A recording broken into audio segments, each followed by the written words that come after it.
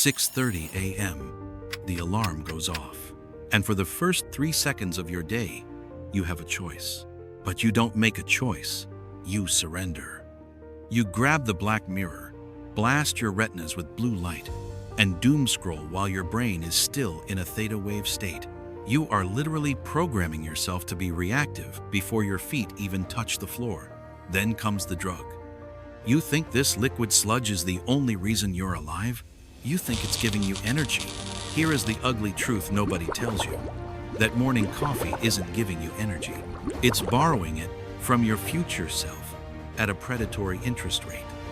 You aren't charging your battery, you're taking out a loan. And at 2 p.m., the debt collector shows up to break your kneecaps. Today, we stop the cycle. I'm going to show you how to generate raw biological voltage without a single drop of caffeine. This isn't motivation, this is mechanics. To understand why you feel like trash, you need to understand the sleep molecule. It's called adenosine. Think of adenosine like brain exhaust. Every second you are awake, your neurons are firing, and they leave behind this chemical waste. The longer you're awake, the more waste builds up. When enough of it plugs into your brain's receptors, you feel sleep pressure. That's the urge to crash. Normally, when you wake up, your body releases a massive spike of cortisol. Now, relax. I know TikTok told you cortisol is bad. Chronic stress is bad, but morning cortisol? That's your best friend. It's the janitor. It sweeps away the adenosine so you can feel alert naturally. But then, you drink the bean juice. Here is the science most people get wrong. Caffeine does not give you energy. It is an adenosine antagonist. It effectively parks a car in the parking spot so the adenosine can't get in. It doesn't remove the sleepiness. It just mutes the signal. So you feel awake for 4 hours. But while you're buzzing, your body stops clearing the adenosine. In fact, the pile of waste keeps getting bigger, waiting behind the dam. Then, around 1 p.m., the caffeine wears off. The dam breaks. You get hit with the accumulated fatigue of the morning plus the afternoon lag. This is the caffeine crash. You didn't fix the problem. You just procrastinated on it. So, how do the elite operators, fighter pilots, surgeons, top-tier athletes stay dialed in without the crash? They don't borrow energy, they generate it. The first step is going to hurt your feelings. But if you want to stop feeling like an NPC, you have to do it. You must wait 90 minutes after waking up before you ingest caffeine. This is based on the research of neurobiologists like Andrew Huberman. By waiting 90 minutes, you allow that cortisol janitor to fully sweep the adenosine out of your system naturally. If you drink coffee immediately, you disrupt the clearance. If you wait, you allow your natural wake-up cycle to complete. Then, when you finally have the coffee at 9:30 a.m., it acts as a performance enhancer, not a crutch. But bro, I can't function without it. That's because you are chemically dependent. You are in withdrawal. You have to treat this like rehab. For the next 3 days, you are going to feel groggy. That is your body recalibrating its own chemistry. Push through it, because what I'm about to show you next is how you survive that 90-minute gap. Let's take a trip to the Himalayas. For centuries, Tibetan monks practiced a technique called tummo, or inner fire. They could sit in freezing caves, wrapped in wet sheets, and use their breath to generate so much body heat that the sheets would dry. They didn't have espresso machines.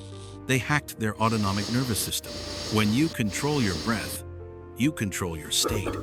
Most of you breathe like anxious toddlers, shallow, in the chest, keeping you in a state of low-level panic and fog.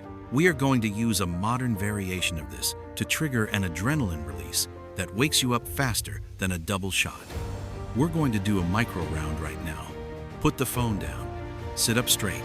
Here is the pattern. Big inhale through the nose, filling the belly, then the chest. Then just let it go. No force on the exhale. Just let go. You do this 30 times. Fast, rhythmic. You are hyper-oxygenating your blood. You might feel tingly, You might feel lightheaded. That is the CO2 leaving your body. That is your blood becoming alkaline. On the 30th exhale, you stop, you hold, and you sit in that silence. In this moment, your brain hits the panic button, but in a controlled way. It dumps adrenaline. It dumps noradrenaline. These are the neurochemicals of fight or flight.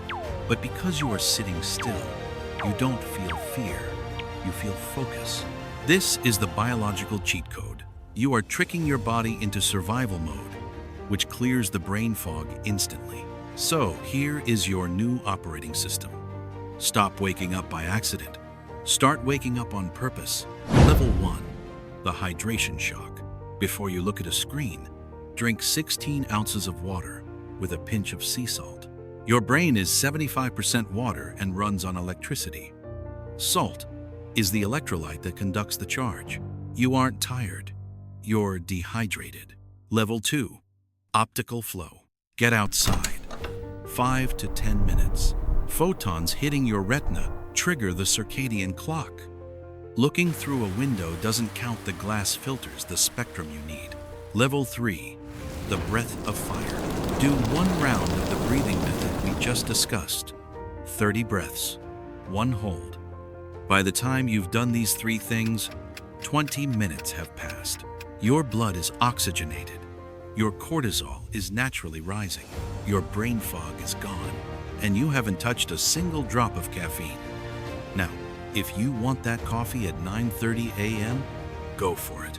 Enjoy it, but you'll notice something strange. You don't need it anymore. You just want it. And that is a massive difference in power. We live in a world designed to keep you sedated. They want you tired, reactive, and reaching for the quick fix. The coffee industry, the pharmaceutical industry, the social media algorithms, they all profit from your exhaustion. A tired person buys convenience. An energized person builds an empire. Reclaiming your energy is not about health. It is an act of rebellion. When you have energy on command, you become dangerous. You become the person who does the work while everyone else is waiting for the caffeine to kick in. Here is the deal. Try the 90-minute gap for 3 days. Just 3 days. If you crash and burn, come back and dislike the video. But if you find yourself hitting a level of focus you haven't felt since you were a kid, drop a battery emoji in the comments. I want to see how many of you are actually willing to disconnect from the matrix and run on your own power. Don't let a bean control your life. Simple, actually.